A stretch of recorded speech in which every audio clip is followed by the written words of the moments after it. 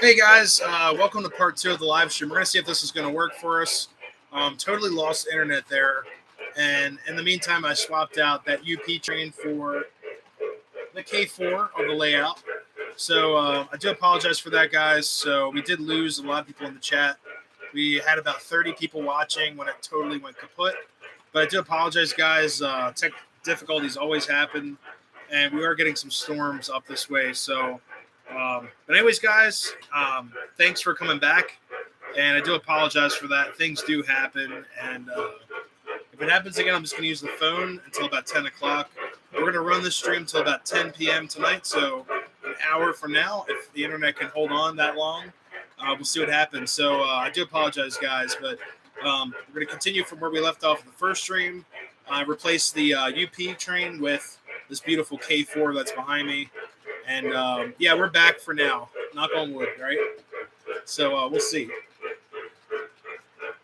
Yeah, the internet totally just died entirely. So Nikki reset the box, so we should be good to go. But hopefully we get some people in here. I do apologize for that. It's really discouraging, and I hate having to redo a live stream. Let's get some more speed on the K4 here. There we go. Nice. What's up, Phil Bender? How's it going? And also Henry, welcome.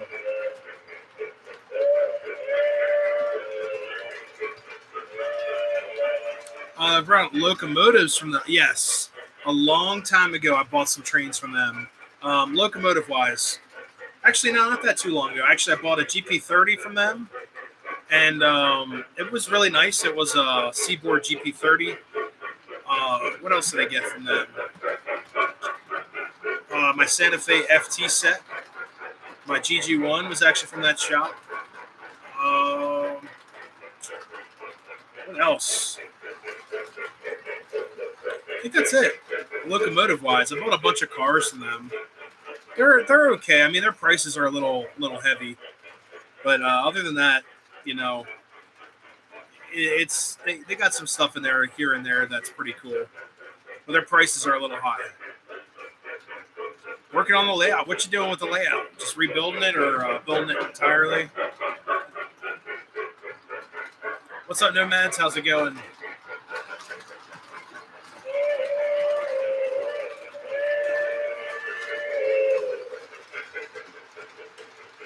There we go. She's smoking away.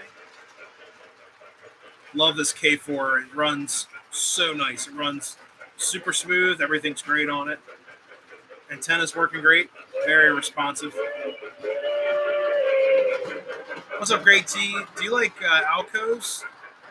Yeah. Yeah, Alcos are cool.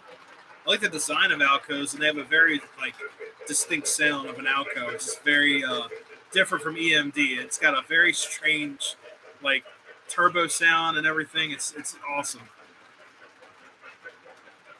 RS3, nice. What road name? What scale? No, it's Atlas. We talking O scale or HO or N? Let's go with. Oh, what do we go with tonight? Let's go with fire. Let's see. Oh yeah. Just goes about to shove some smoke fluid down its funnel. There we go. They're really smoking now.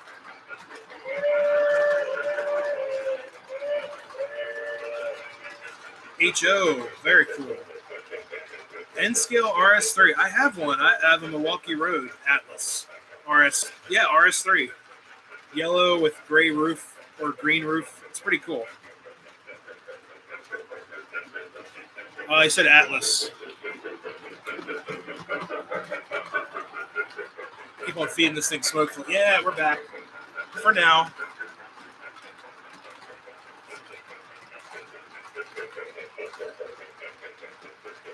There we go. Better some smoke juice. Long commercial break. Oh, jeez.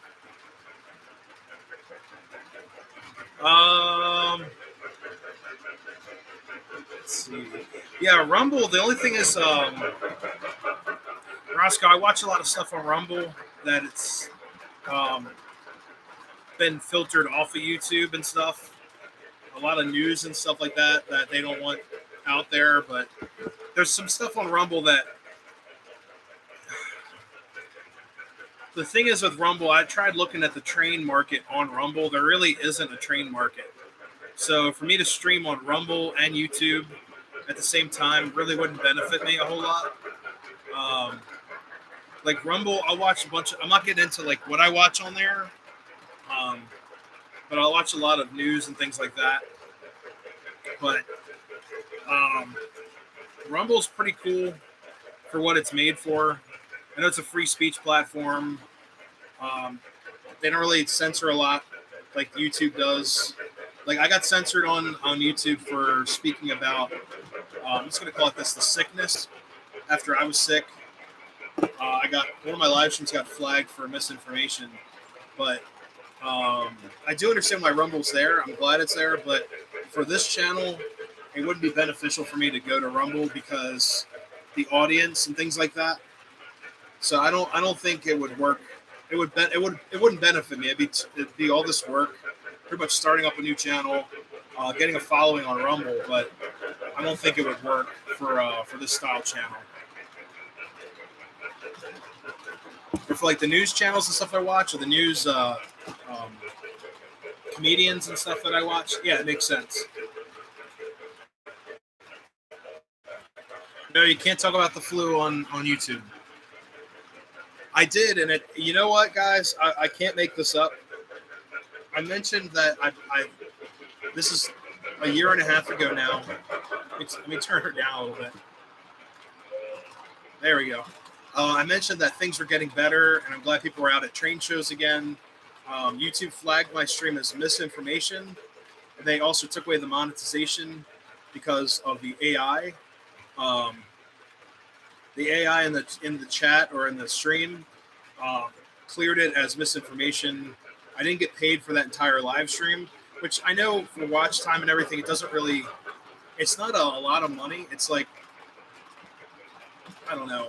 Like every live stream I do, I probably make about $1 in views and everything, but still, that's $1 that goes to the pot of, of the watch time and things like that. So you don't get awarded that, and it just really sucked. And any super chats or anything like that would be retracted because we do get super chats on the channel.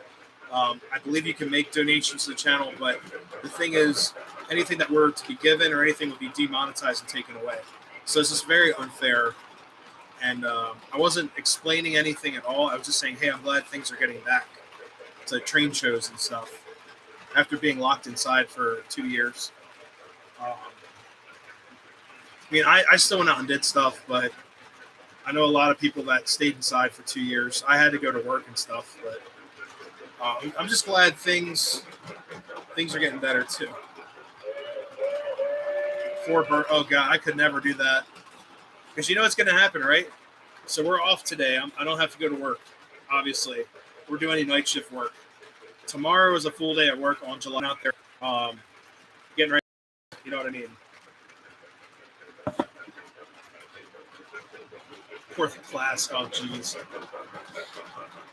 Let's add some more coal-fired steam in here. I don't want this smoke unit to burn up, even though it's just a resistor smoke unit.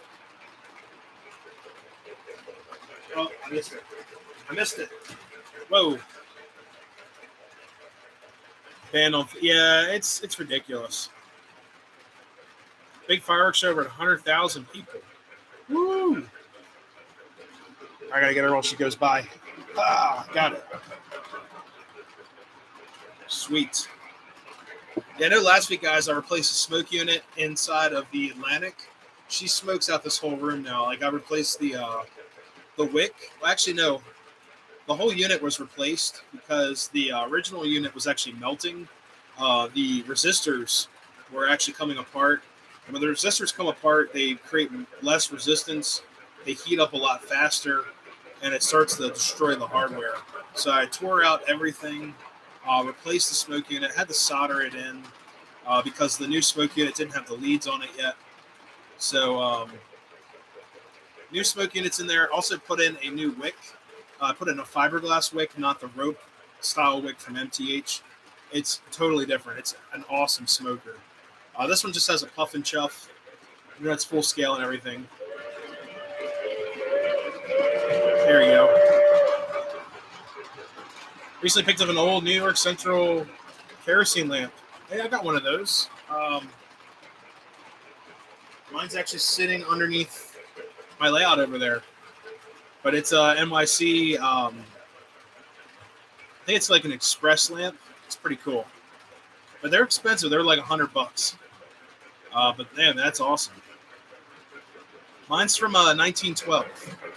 Here, I'll grab it for you guys. It's pretty sweet.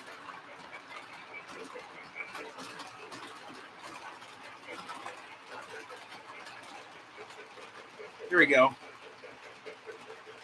This lamp is from 1912 to 1914. It's a Dietz lamp, and it says NYCS right there, right there on the glass. New York Central System. I looked up this lamp style from Dietz, 1914 and 1916. They use this metal style. Really, really cool lamp. It actually comes undone at the bottom. This drops out. You can replace the wick and the kerosene. The wick still retracts and everything. You can see it move on the inside. And then the glass. Let's see. There's. Where is it? This was actually a safety lamp. So what I mean by safety lamp is that you light it. You cannot light this. The glass does not retract up unless you pull this where the vent's at. This is spring loaded. It puts pressure on the glass. But you can only light this from the bottom, or there's usually like a match hole. But this one does not have that. So you have to actually unscrew the bottom. Let's see if I can do that. Okay. So you unscrew the bottom of this, and that's how you light it. And while it's lit, you put this underneath. You have to line up the holes where the roller is, and then you screw this back in.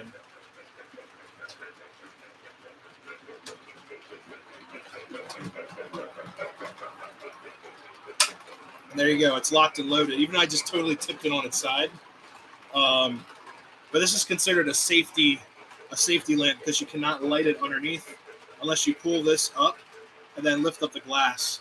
It was meant for if you tipped it over, the kerosene wouldn't drip and cause a fire, but these are very susceptible to fires. But you can see on top Dietz Vesta right on top, and then on top it also says New York Central right here. It says New York Central. I know it's kind of hard to see because of lighting, but you can kind of see it on top there. So this is a true New York Central.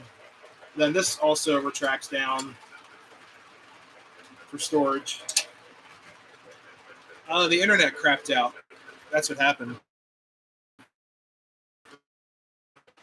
This is a really cool lamp. Love to do this or hang it like here or something like that. We'll have to see. MTH is awesome. I think MTH they sell a great product. 1 second here. No, it was not operator. It's the internet here. But the MTH products are great. I just think PS2 5 volts are problematic. And if you guys see a 5 volt MTH board run away, unless you're willing to pay get the board upgraded. But most 5 volts, they have gremlins in them. And also the tethers suck. Like the 10 pin tethers, 11 wires or 12 wire 10 pins, they're just horrible tethers. But other than that, I mean, they're decent engines. Looking for there's my coal fire steam. But the crazy thing is I've had zero problems with TMCC. So TMCC guys, I've had zero problems with, other than my smoke unit overloading the board with the the baby K4 that I have, the Streamline one. But other than that, MTH has been decent to me.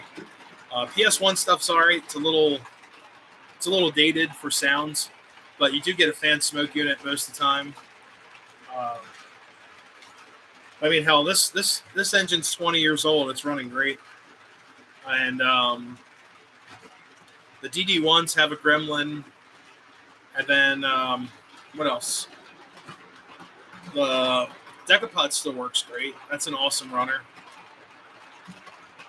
Yeah, their rolling stock's been like fantastic. I love their rolling stock.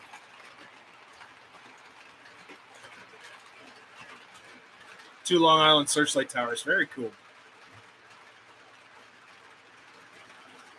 One of these weekends after the club, you should stop over and see the layout. Yeah, that'd be awesome. Oh, there you are. What's up, man? Yeah, I've got 3 other lamps in here. I've got, so I can grab this one with my foot.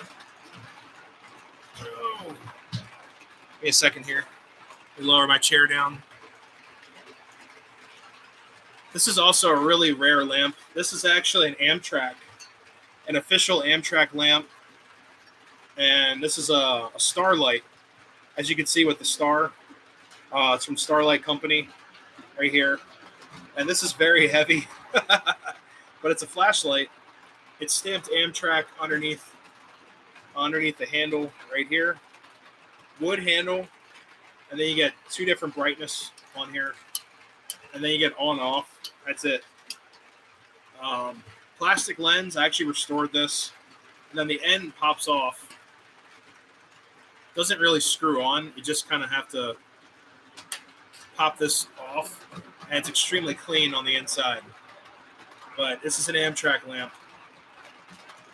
And I've had this for many, many years. And I looked at it, I think it said it was from like really early 70s at the start of the company. It's a very early Starlight Company lamp, all metal. And I'd hate to lug this around if I was working on track, but it does have a really nice base to make a spotlight to signal someone, or if you're doing blue flag protection, you can swap out the lens. Like this front lens pops out. So you get the light bulb in there with the switch with it's like a porcelain insulator. But then the cool thing is with this is that you could pop this out here and change out the lens to be any lens you want. So if you're doing like blue flag, or anything like that, and it's watertight, supposedly. Allegedly watertight. But I'd love to put a light bulb in here and see what this can do. I've got a couple other maintenance away lamps. I've gone through these before. I may grab another couple. Yeah, my other 2 lamps are sitting on the floor. Let me grab those.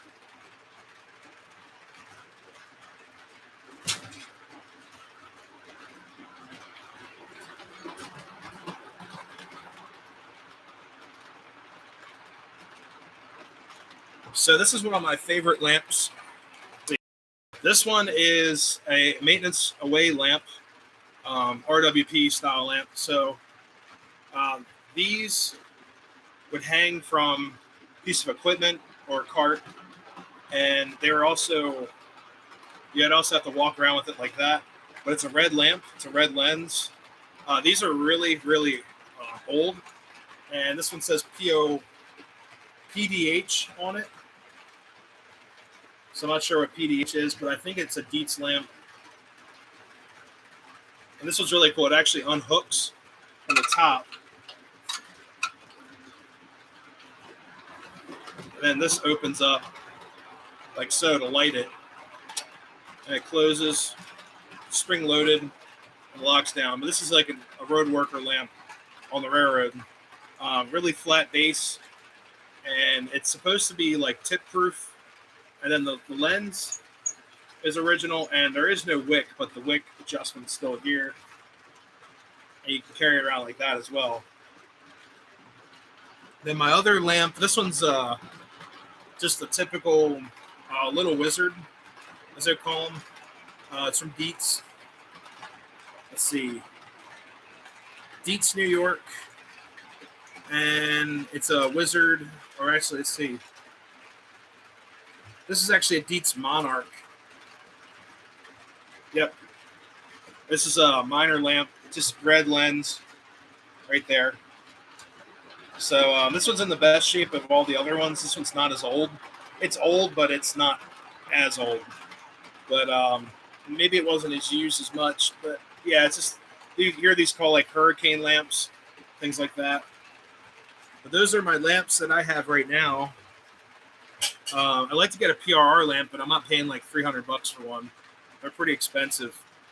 But the nicest one, like I said, or my favorite, absolute favorite, is definitely the New York Central lamp. This is from, like I said, 1914, 1916, 1912, somewhere in that, from that time period.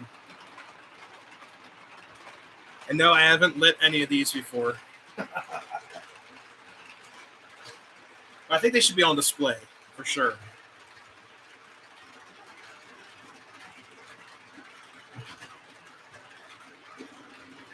Moonbeam. Oh, God, that sounds crazy. All right, let's get this Conrail on the outside running a little bit. I'm going to swap her out. Let's do one more loop with her. What number is that? 43. Yeah, they're expensive. Like anything with PRR on it, it's just crazy expensive. Let's see.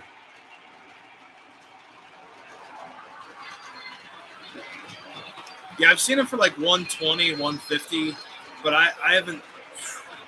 Every time I've seen them for that, they're usually gone.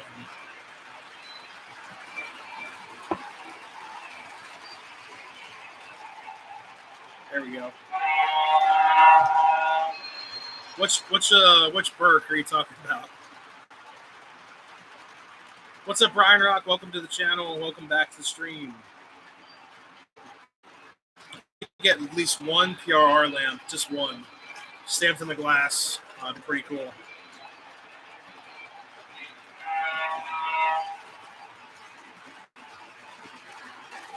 We actually have manhole covers that I see all the time, stamped PRR, and they actually say Pennsylvania Railroad Company, which is like the really old logo.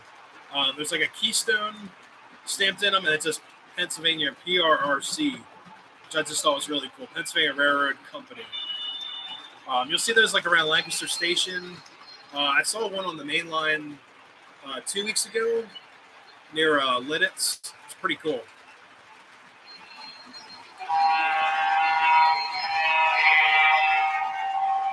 All right, I'm going to swap out this Conrail GP38.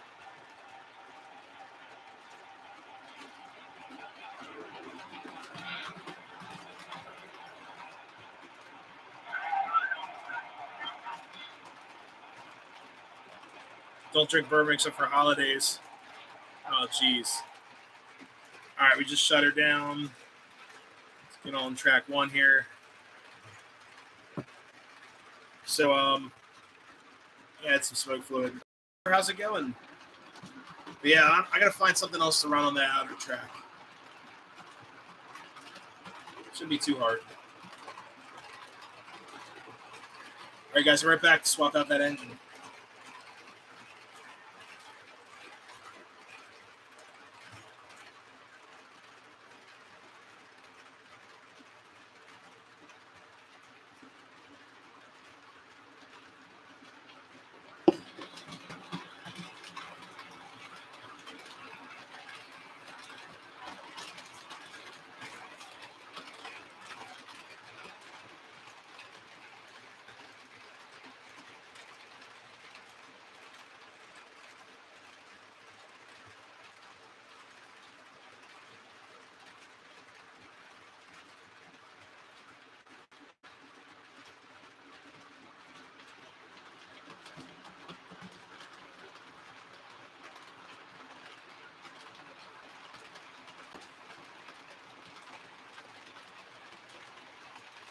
All right, so I hooked up the other Conrail, and I've got.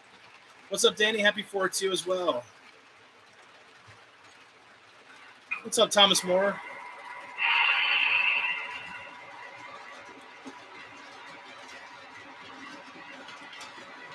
Watch on Wednesday. Hey, thank you so much for stopping in. So I'm gonna see if I'm wondering if the E33 can fit through the pedestrian bridge. I haven't tested this out yet. I'll take you guys over there.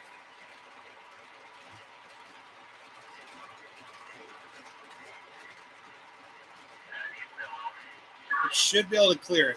Let's see what happens here.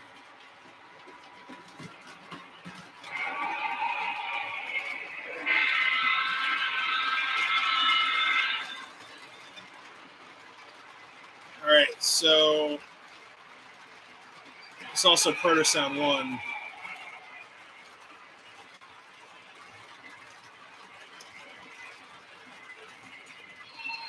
Oh, God, it's going to be pretty close.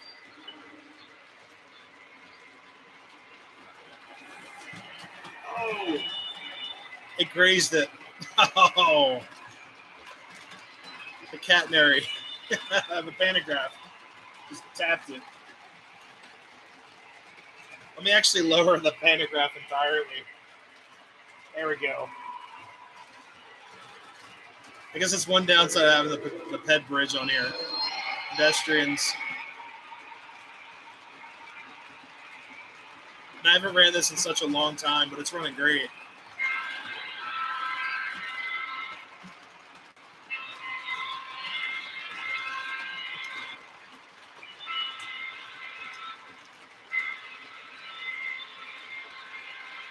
There we go. Barely makes it, guys. Barely. Watch the reruns. Reruns are always the best. But yeah, guys, thank you so much. If you guys do watch the replays, you watch it live, I do appreciate everything, guys.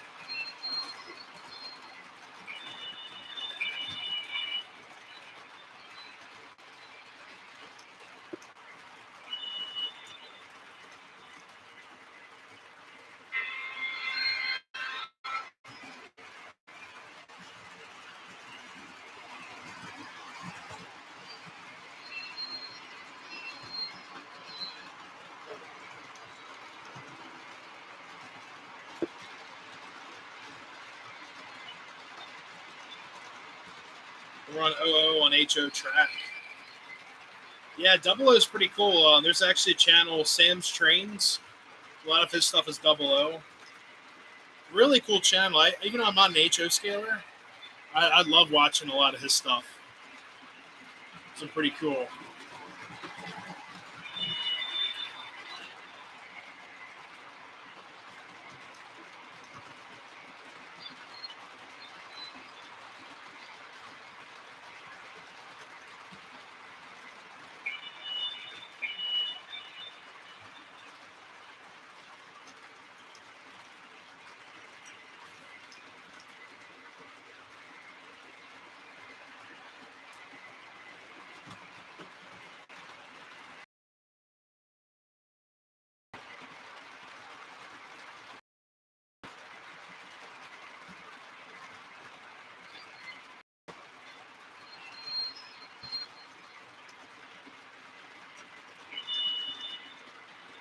Yeah, we could do that. That'd be awesome.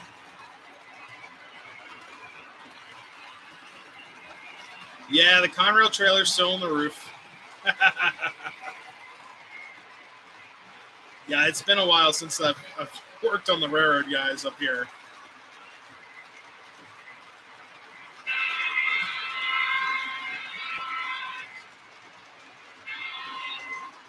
Maybe I'll just leave the Conrail trailer up on the roof forever, just as a joke.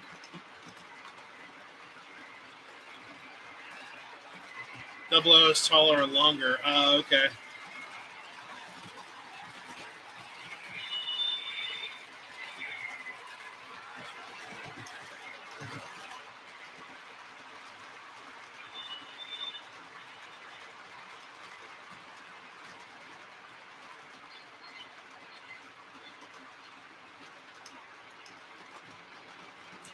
There we go.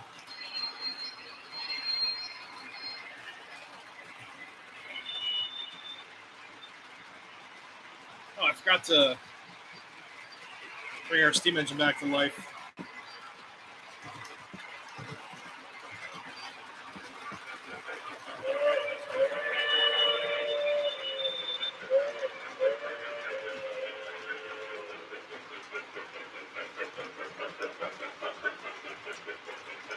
had HO, guys. No offense to HO, I just couldn't keep it on the track, and the stuff I had growing up wasn't as good as the stuff that's out now.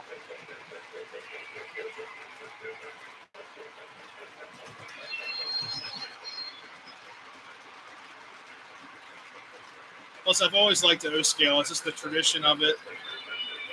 Something about O scale I've always enjoyed.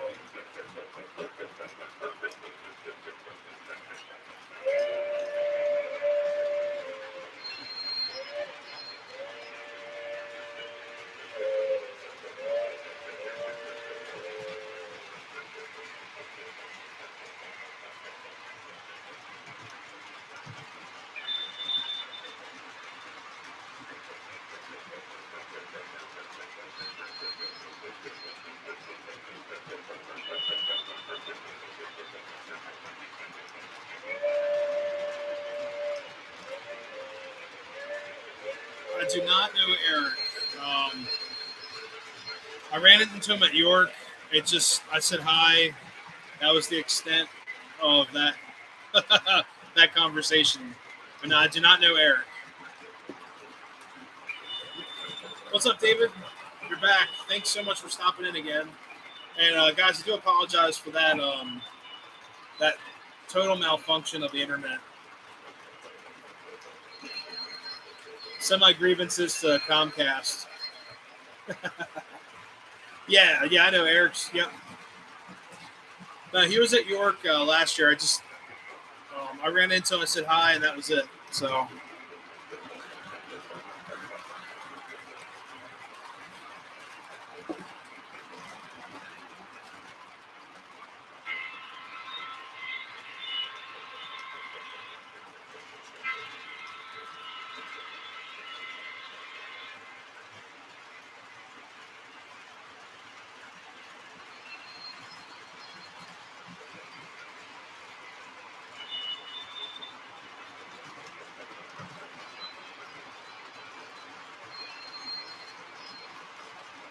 All right, guys, I'm going to actually swap out the K4 for the DD1s. Give me a second here. Yeah, thanks, Roscoe. That means a lot, man.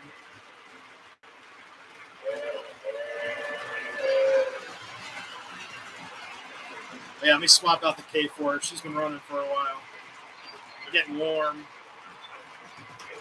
Surprisingly, they didn't put like a giant motor in these K4s.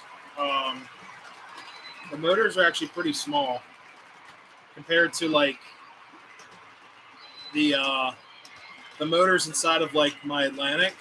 Atlantic's got like a half.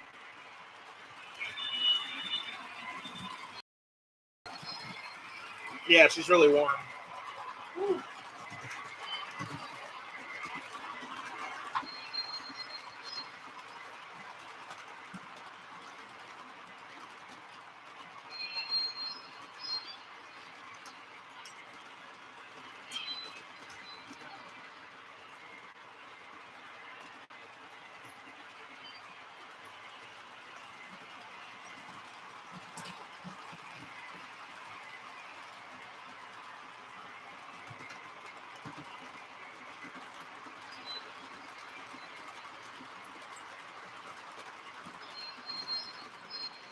All right. Trying to get these DD1s situated here. Pretty heavy train for her, too. We'll see how she does.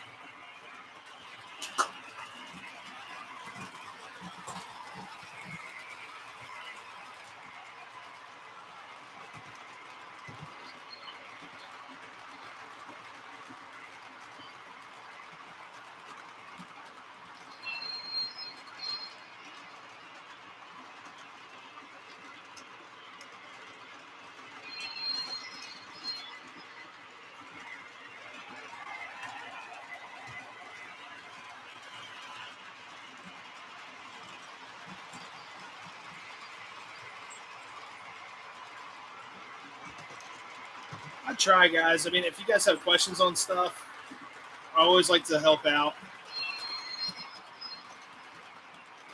I like to be here for my fellow hobbyists, you know.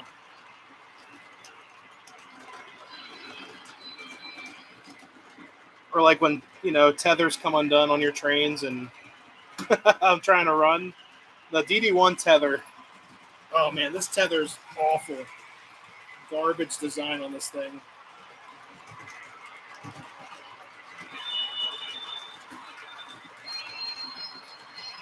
Totally just came undone on me.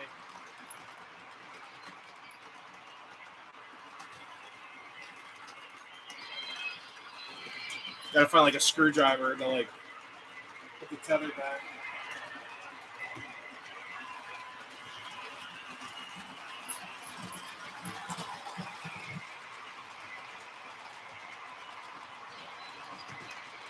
Yeah, I met Chris a couple times.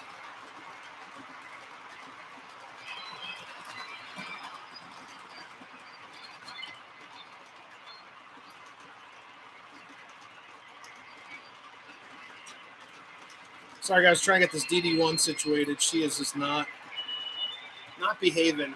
Like I said, they've got gremlins.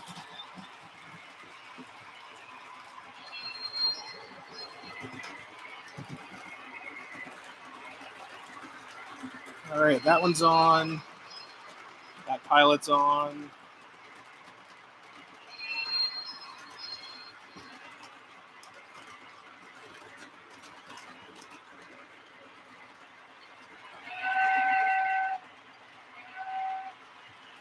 All right, we got the whistle.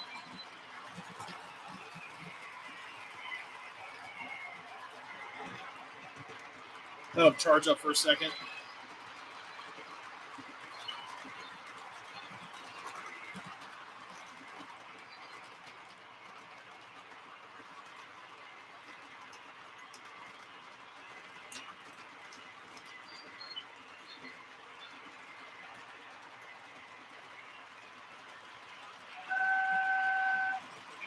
All right.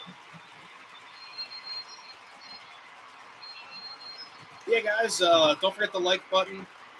Helps out the channel, helps out the video. Thank you so much, TV Tech. Oh, she's moving. There we go.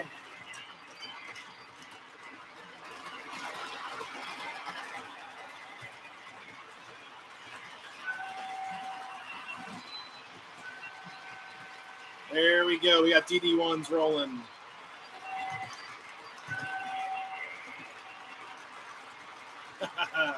Sweet. Hey guys, those engines are so crazy looking. Our locomotives, just the craziest looking thing I've ever seen. Banshee whistle. I know it's kind of hard to hear over the E33, but it's rocking and rolling. Here they come by. There we go.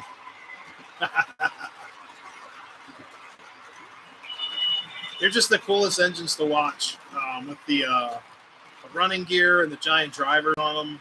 I think they have 70-inch drivers or something crazy like that. Almost like watching same size drivers as an Atlantic. For ballast, I used a mix of Woodland Scenics, medium ballast, and Scenic Express. Scenic Express, I really like the color. They have a better color match, in my opinion, than Woodland, but Woodland Scenics products are awesome. I recommend never to use kitty litter. I've seen kitty litter layouts, they look okay, but the way kitty litter dries after you glue it, it might turn a different color. And also it absorbs a lot of moisture. Compared to this ballast is actually crushed ballast rock. Using like kitty litter might absorb a lot of moisture and then also just become really soft and nasty over time. But this stuff here is all solid. No GG1. Not tonight. We've got its predecessor on the way out.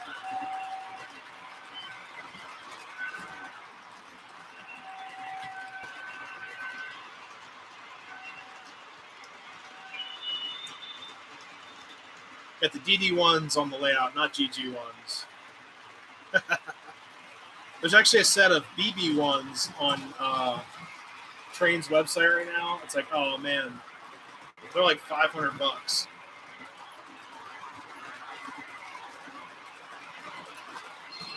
Or I'm actually gonna swap out our Conrail. Give me a second, guys.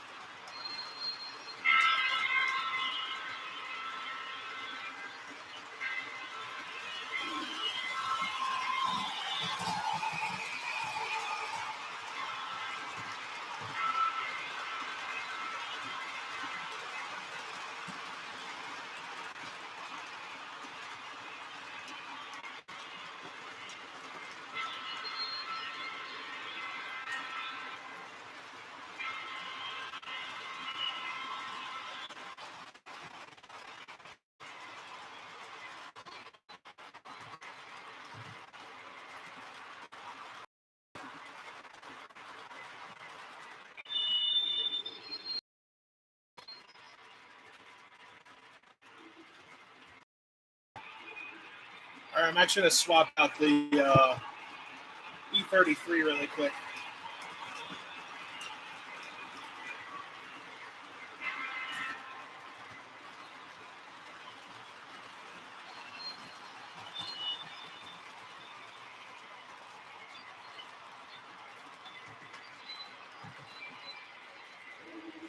All right, and our catenary got busted off, or the pantograph. Poor thing. All right, guys, give me a second. Let's swap out this E33. Find something else for her to run, or the cars to run with. DD1s are still going strong. So give me a second here.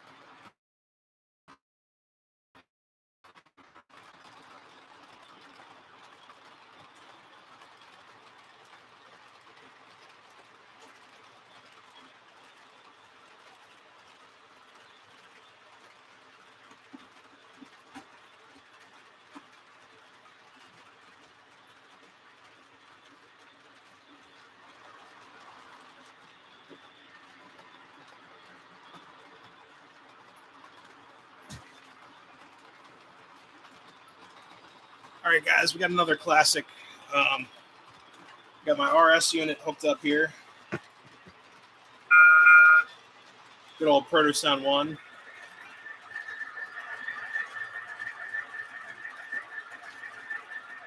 Didn't install it yet. Oh, you guys are installing a new layout. Nice.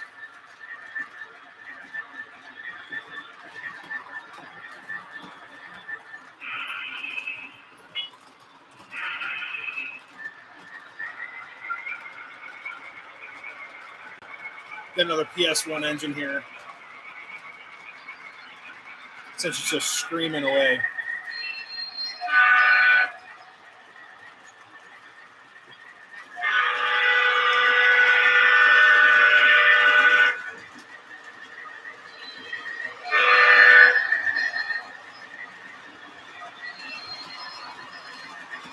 So, guys, I'm actually thinking about upgrading one of my PS1 engines with PS3.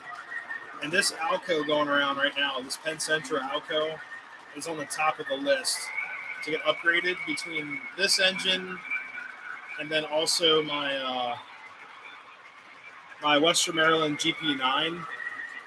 So I'm thinking the Western Maryland GP9 is going to get upgraded first. But then this engine's probably second or third next to the Conrail.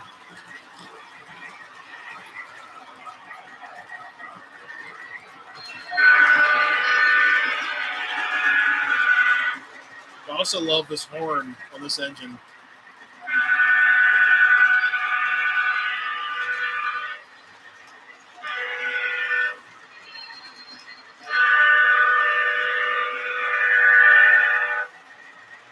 Just an awesome, awesome horn.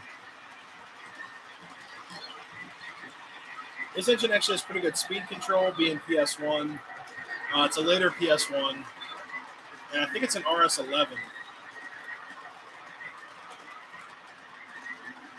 Yes, we will upgrade it to a smoker. I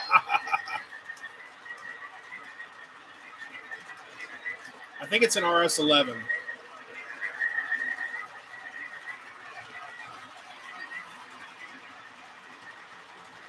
It's a Penn Central RS11. They actually just came out with the same engine in the new catalog with PS3. So I thought it'd be really cool to upgrade one. And I think the upgrade kits are like $200. Upgrade the diesel kit and pretty much get a brand new locomotive after that.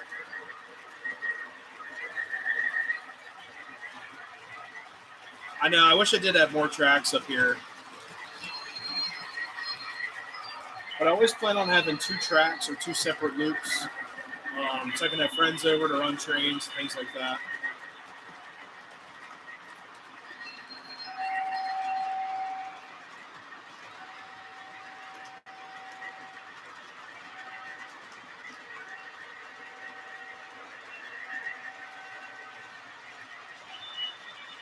I don't have room for an upper loop. I wish I did. Here, let's get you guys to the rail fan park real quick. Yeah, 3rd track problem solved.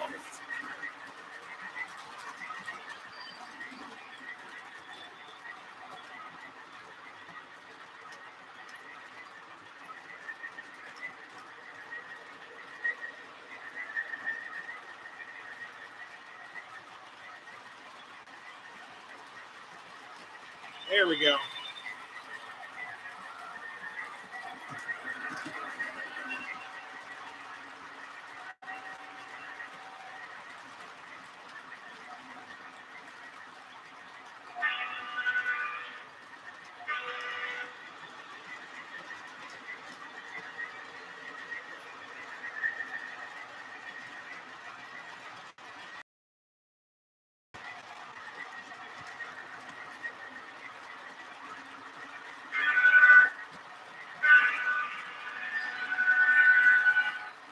Hey, John, how's it going? What's up, Jeffrey? How's it going? Yeah, definitely a larger layout, for sure.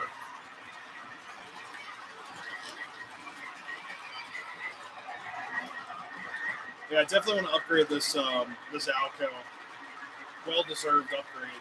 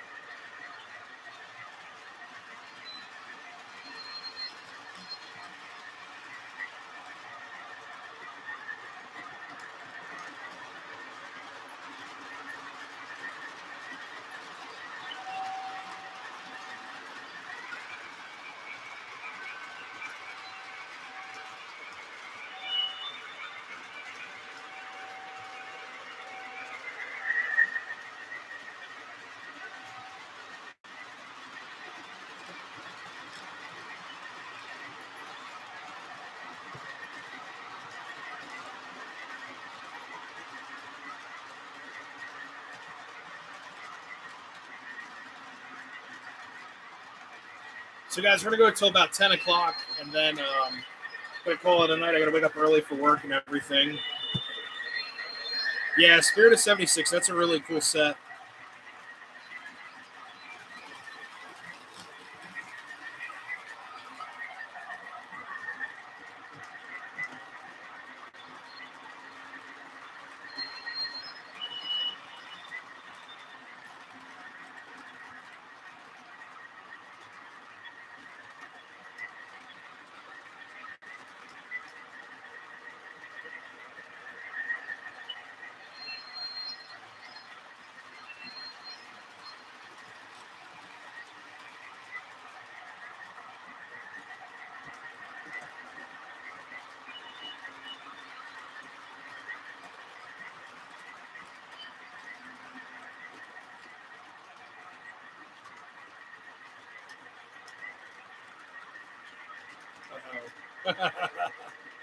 Yeah, definitely. Eventually, I'll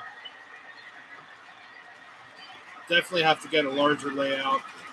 Most likely in a basement, something like that. Be pretty awesome.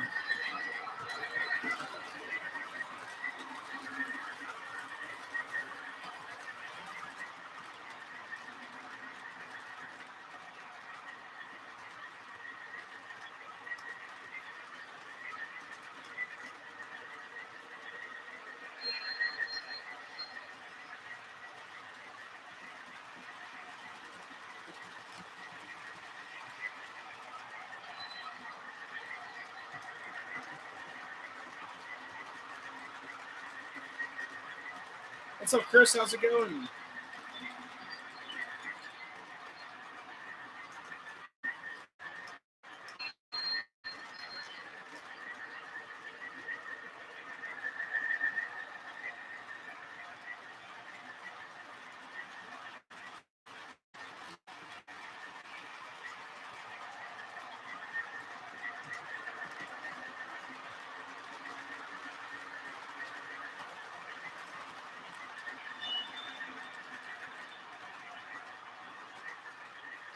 Doing pretty good. Just hanging out, running trains.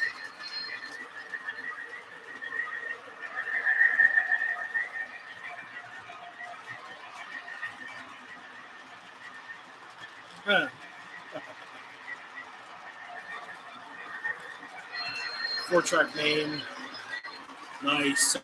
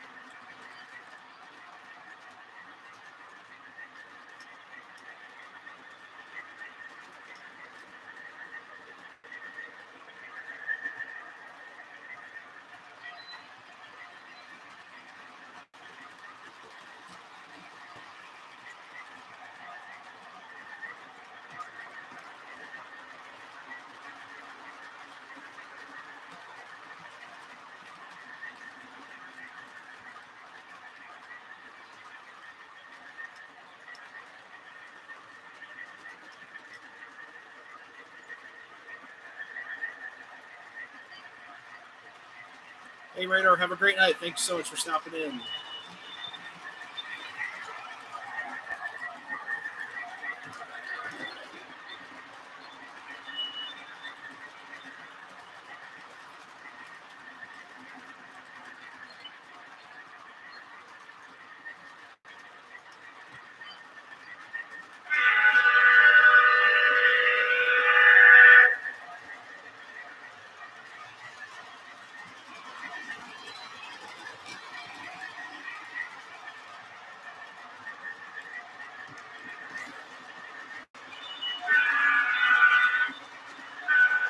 Hey, Jeb, have a great night as well. Thank you so much for stopping in.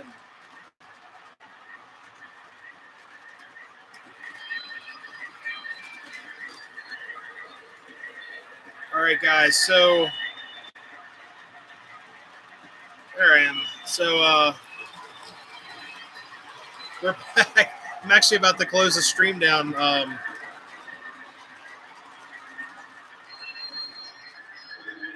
Let's see.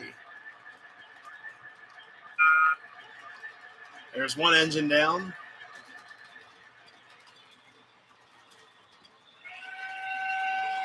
They're the DD1s right there with its little whistle there. There we go. Let me stop those guys. Gonna do the whole shutdown cycle. Good enough. I mean, it's electronic. Just a little bit of a shutdown there. But yeah, so got some comments here, guys. I'm going to shut her down for the night. Got some other comments. So no, we had a loss of internet. So guys, there should be 2 parts of the stream. It's kind of goofy how that ended up. I really do apologize for that. I can't help it. Excuse me. Our ISP for the evening was as garbage. Comcast, you can blame Comcast on that, which really sucks. I mean, it does end up hurting the channel, which is like a business in a way. Like, I love hanging out and doing the live streams, but guys, it looks really unprofessional. I do apologize for that. But the ISP is Comcast.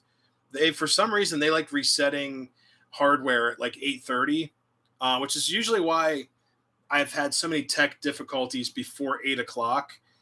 Even going after a little bit after 8, for some reason I always feel like they want to reset the box, or they do updates on Mondays at like 8:15, 8:20, which totally shuts down our box, reboots it. So it's been a reason why mostly these streams have been at like 8:30 now, things like that. But I do apologize for that. It's really crappy. But it has been a fun live stream. I do agree with that. Really quick to Dell Hudson's comment.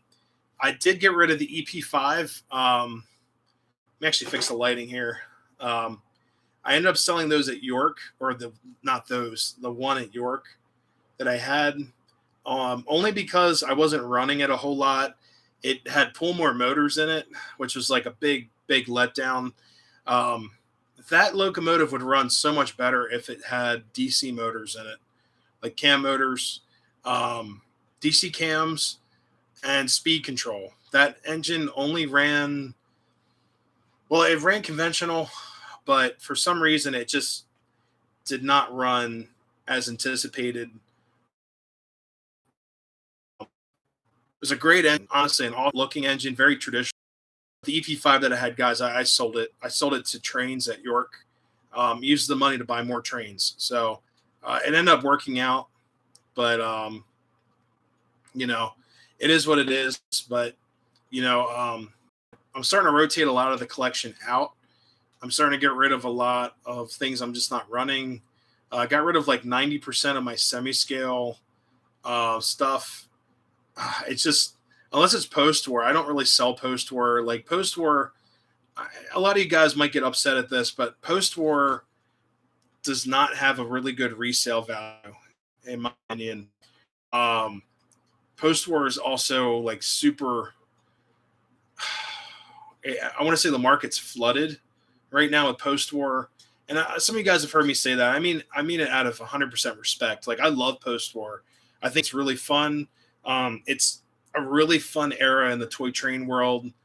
Before you get into a lot of the electronics and the NPC stuff, I mean, you can't really hold a candle compared to like post-war. Pre-war stuff's great too, but post-war is just like the playability, the accessories, the just imagination in the post-war era was just phenomenal. The detail, just the artwork, just everything that went into post-war.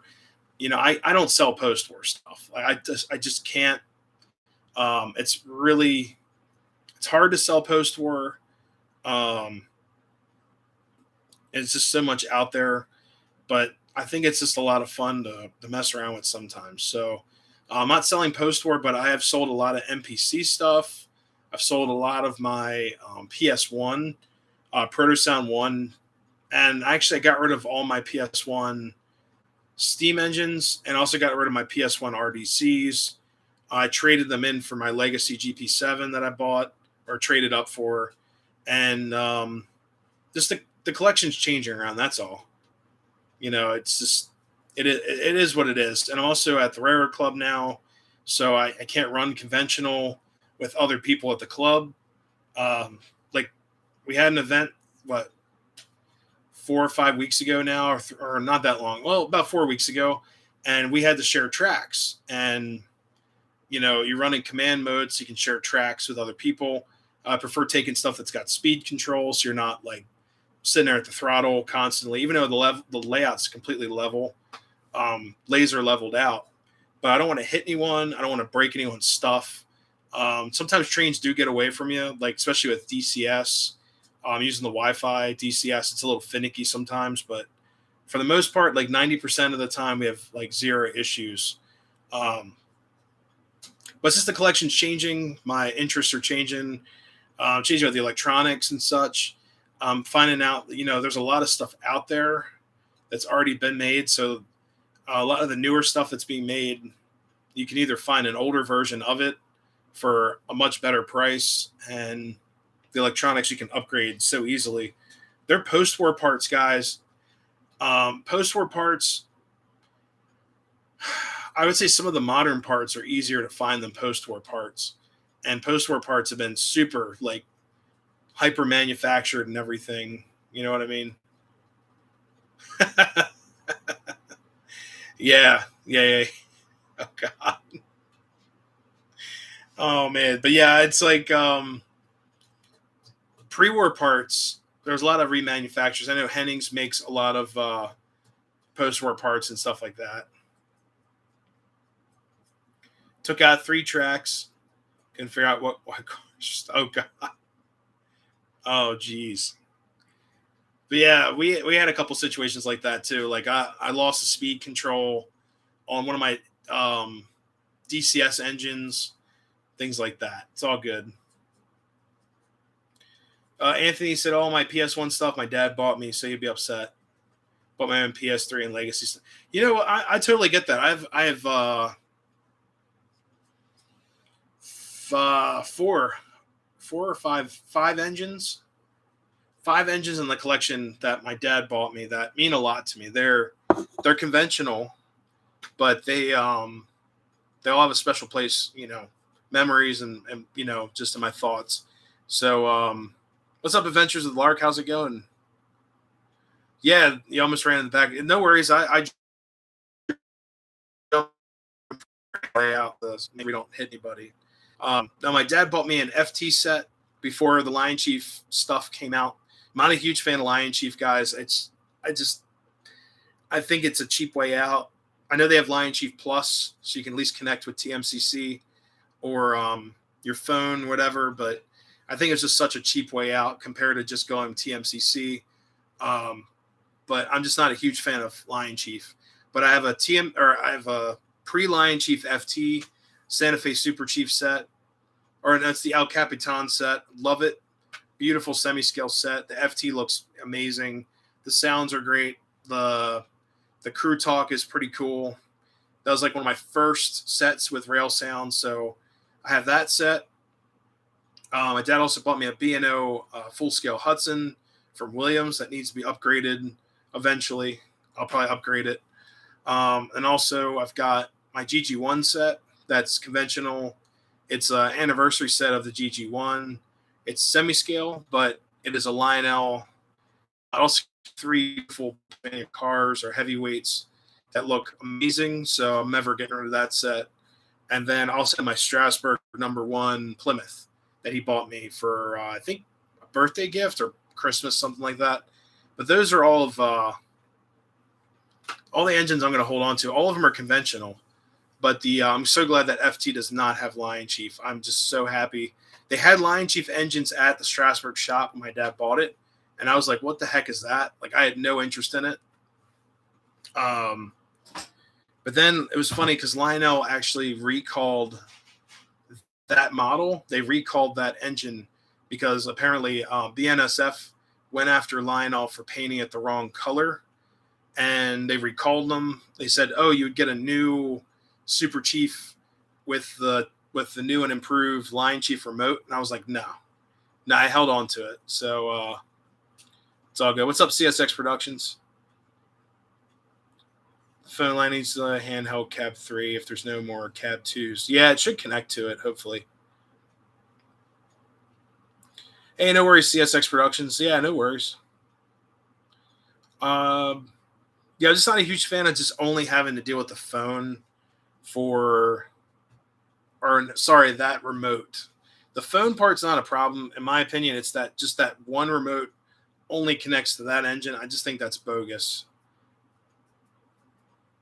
You can run them with TMCC. Yeah, see, they should have done that in the first place, or just made them TMCC or and conventional. They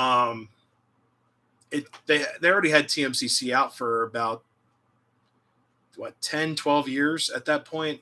They could have done something with that. They probably just didn't want to put like an Odyssey board. So what's up, John? Adventures at Large. Do you think Cab 3 would be better than the Cab 2? I'm not a huge fan of just only having to use your phone for stuff, especially for YouTube. I'm using my phone to film shorts, but honestly, there's gonna be a couple things I know guys are gonna complain about. I know it's like having buttons and such, but I'll probably end up buying a Cab 3 and also probably buying the new MTH. Definitely buying the new MTH DCS system. But I think, I don't know, the phone thing's going to bother me because you'll need like an old tablet or something to use while you're up here. But I don't know. I'll have to see it in person. I'll definitely have to see it. But hopefully they just get everything correct. That's all. The base 3, yeah, I don't know. It's hard for me to say. Like, I'm still using a Cab 1, and this thing works. I mean, this thing works great. Cab 1 remote with the layout. I'm running Legacy now. I can run conventional. You know, it's a super easy to use. I do like the Cab 2 remote. It's a nice system. It's just a very large remote. Like, these remotes are big too, but I just hope they work. I hope the connectivity is great. I hope it's strong. We'll have to see. Yeah, Cab 2s go for crazy money, and they no longer replace the LCD screen. The Blue Fantasy. You can't get replaced. No, not tomorrow. I was going to do a caboose parade, but we had some issues with power and stuff up here. I do apologize for that, guys. Yeah, they no longer make the Cab 2, and then Lionel refused to. I think they stopped taking repair requests for that LCD screen.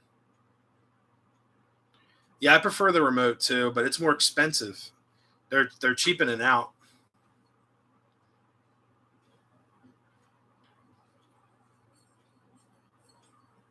Base 3 is great, according to the GAM Railroad. Okay, we'll have to see. I know the MTH app.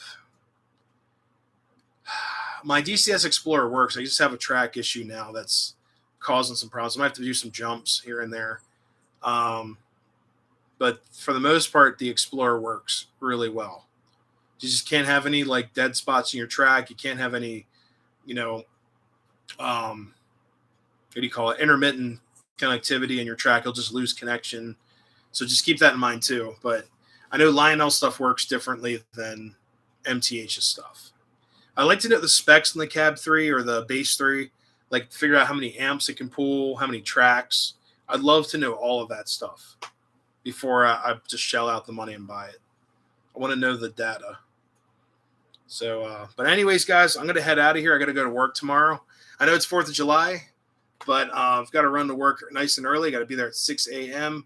But anyways, guys, thank you so much for stopping in, bearing with us. I know the live stream crashed, so if you haven't, check out the first part. Second part, we ran a totally different set of locomotives here.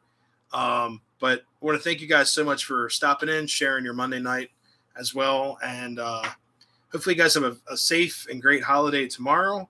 I'll be out in the tracks fixing track, but it'll be worth it. It'll be all right. So anyways, guys, if you're new to the channel, always consider subscribing. And also make sure to check out the 2102 video that's out. It's a longer video than usual, but flip through it. There's some railfan shots in there too. Once I got to Jim Thorpe, it was a 3-hour ride each way. So from Reading to Jim Thorpe was 3 hours. From Reading or back from Jim Thorpe to Reading was about 2.5 hours. So guys, I wasn't going to post all of that in one giant like video because that'd be like 7 hours of footage. I'm sure you guys would be like, dude, what's wrong with this guy? But it was a long journey. I did get some rare shots. I stuck the action cam out the window in the Tamaqua Tunnel with the window closed. I put my arm in front of the window so none of the smoke could get in. So that's kind of a cool shot. Really, really sketchy in there, like with all that smoke. But did that shot. Also got the tunnel on the way back. The shots in Jim Thorpe were a lot of fun. They ran 2102 for a run by. They also did servicing up in the yard, but they were really quick. They just filled it up with water. They didn't replenish the coal at all. They just ran it back. Did a cab tour really quick, just pretty much walk in, walk right out. There's a line of like 50 people behind me. Just took a quick video, then jumped out of the cab. What else was there? Oh, the gorge train went out a couple times. I think 2013, then 2014, locomotive numbers. So it was a really cool video. Lots of rail fan, lots of rail fan aspects there. And the journey was a lot of fun. I do recommend, if you guys haven't checked out the Rambles, recommend to do one of those this year. So, but anyways, guys, have a great night. Thank you so much for tuning in. Stay safe out there. Stay strong. We'll see you next time. Have a great holiday. Don't blow your hands off. Be safe, guys. And we'll see you here next time. See you guys.